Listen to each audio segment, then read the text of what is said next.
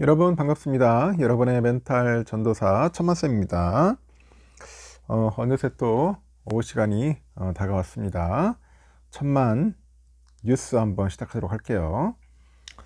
반도체, 삼성전자, 하이닉스, AI 관련된 이야기를 많이 하고 있는데 그 위에 우리가 또 알아야 할 소식들이 좀 있습니다. 다양한 소식들 흘러가는 그런 흐름을 여러분도 좀 꿰뚫고 보고 있어야 할 것 같아요. 한 발짝 늦으면은 여러분에게도 좋을 게 하나도 없습니다. 느려서 좋을 거 없죠. 미리미리 우리가 초기 대응을 잘 해야지만이 여러분도 그렇고 저도 그렇고 손해볼 일은 없으니까. 나쁠 일은 없어요. 좋으면 좋았지. 한번 살펴보도록 하겠습니다. 올해부터 보니까 그 분기 기준으로 그 배당을 하는 종목에 대해서 이 배당액을 먼저 확인하고요, 투자할 수 있습니다. 예전에는 배당을 모르고 투자를 했거든. 이제는 배당액을 확인하고 투자를 할 수 있다는 겁니다. 그러다 보니 상장사들이 올해 정기주주총회에서 분기배당, 이 분기배당 관련 정관을 개정을 해야 한다, 이런 이야기를 하더라는 거죠.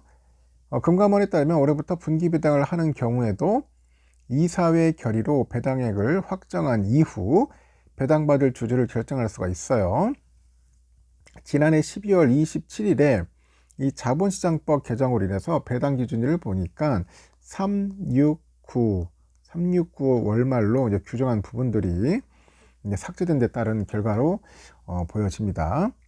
이보다 앞서서 지난 23년 1월 말에는 금융위원회, 법무부 등이 국내 기업 배당 기준일을 주총 이후로 설정함으로써 배당 여부하고 금액이 확정된 이후 이를 투자 판단 요소로 넣을 수 있도록 이제 바꾼 겁니다. 그 전까지는 통상 12월 말에 의결권 그리고 배당 기준일로 설정을 해왔어요.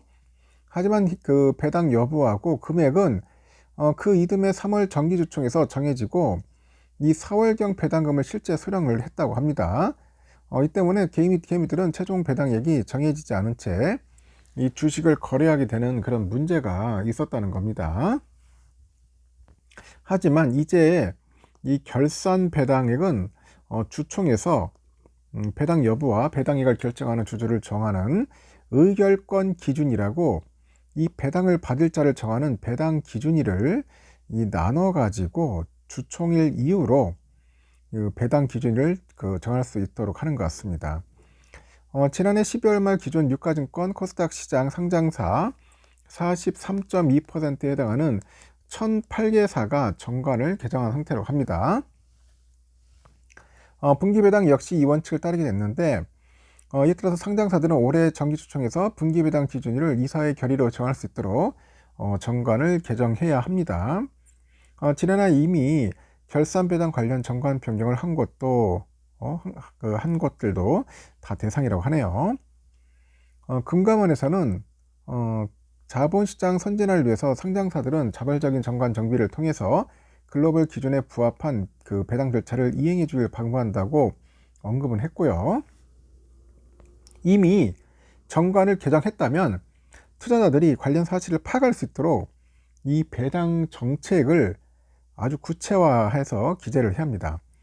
구체적으로 현행 보니까 정관상 이 배당액의 결정 기관, 배당 절차 개선 방안, 이런 이행 여부하고 향후 계획 등에 관한 사항들, 그리고 사업보고서 작성 대상 기간 중에 결산 배당 실시 여부, 이 배당액 확정이라고 배당 기준일 설정 현황, 그리고 배당 예측 가능성, 제공 여부 등을 지정 서식에 따라서 작성을 해야 한다는 거죠.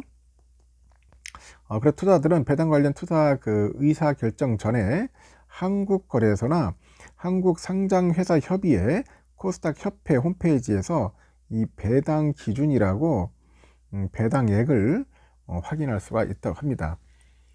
하여튼 여러분들도 한번 살펴보십시오. 배당 기준이라고 배당액을 한번 살펴보고 내가 얼마나 배당을 받을 수 있을지 꼼꼼하게 체크해 보는 것도 나쁘지 않을 것 같다, 저는 그렇게 생각이 드네요. 그리고요, 62조 원 정도 규모의 연기금 투자 풀이 이제 증권사에서도 이 주간 운용사 참여 기회를 주기로 하다 보니 KB증권, NH투자증권 여기서 물밑에서 치열한 수싸움을 벌이고 있다고 합니다. 이 투자풀 진입은 증권업계 수건이었던 만큼 두 회사 모두 적극적인 모습인 것 같아요. 다만 이들은 주관사 지원을 하려면 먼저 사모 라이선스를 받아야 하는 만큼 채권형 랩 어카운트하고 특정 금전 신탁 등등 해서 이 금융당국의 제재를 앞둔 점은 상당히 부담이다. 어깨 따르면 KB증권하고 NH투자증권은 최근에 일반 사모 집합 투자업체로 등록하기 위한 그 내부 작업에 돌입을 했어요. 그러다 보니까 12일에 그 발표된 기획재정부죠. 이 기획재정부의 연기금 투자풀 제도 개편 방안에서 기재부가 증권사의 주관사 진입을 허용하는 대신에 라이선스 획득을 전제로 걸었기 때문이겠죠. 주관사 자의 선정이 올 9월인 점을 고려하면은 지금부터 서둘러야 한답니다. 라이선스를 받기 위해서는 준비할 사항과 절차들을 검토하고 있고요. 그리고 진입할 길이 열려서 고무적이다. 라이선스 취득 절차상 갖춰야 할 게 무엇인지 살펴보고 있다고 언급하는 사람도 있습니다. 개편안에 따르면은 투자풀 주관사로 나서려는 증권사는 자본시장법상 일반 사모집합 투자업을 등록을 해야 합니다. 현재 교보, 신한, IBK, 한국투자 등 일부 증권사가 이 라이센스를 이제 받아 놓은 상태예요. 하지만 이들 기업은 최근에 OCIO 사업을 접었거나 애초에 운영하지 않은 곳들인데 이 참여를 확정한 KB증권하고 NH투자증권은 라이선스부터 따야 하는 상황이죠. 이들 증권사는 이번에 문호 개방을 OCIO 사업을 크게 키울 기회로 봐요. 현재 투자풀 주관사가 삼성자산운용과 미래에셋자산운용 두 곳입니다. 투자풀은 외부 위탁 운영 관리 시장의 그 최대어로 꼽히는데 운용사에게만 주관사 자격이 주어지고 증권사들은 해마다 틈이 열리길 기다려왔습니다. 기재부는 올해 선정부터는 증권사 운영 등 업권 구분 없이 그 지원한 곳 중에 상위 두 곳을 뽑겠다는 방침입니다. 주관사 선정은 4년마다 하고요. 하지만 변수도 있다.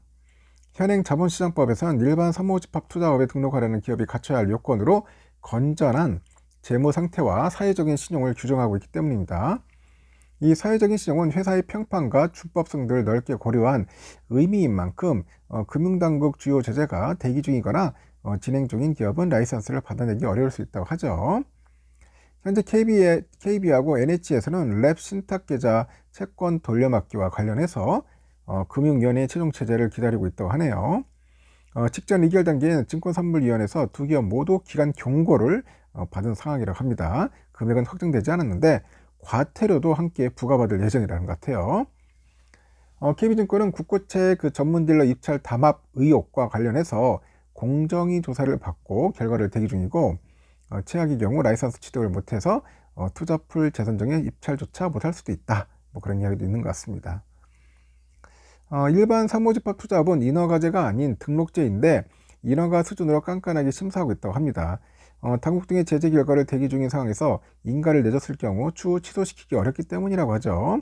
대기 중인 제재권이 결격사가 될지는 사안별로 판단해 봐야 할 것 같다고 금감원 관계자도 이야기하는데 하여튼 연기금 투자풀이 이제 드디어 열렸다고 하니까 한번 또 살펴볼 필요성도 있는 것 같아요. 상황들이 이렇게 돌아간다는 거 여러분들도 참고하시기 바랍니다. 다음 시간에는 제가 천만전자에서 또 반도체 관련된 이야기를 한번 들려드리도록 하겠습니다. 여러분 즐거운 오후 시간 보내십시오.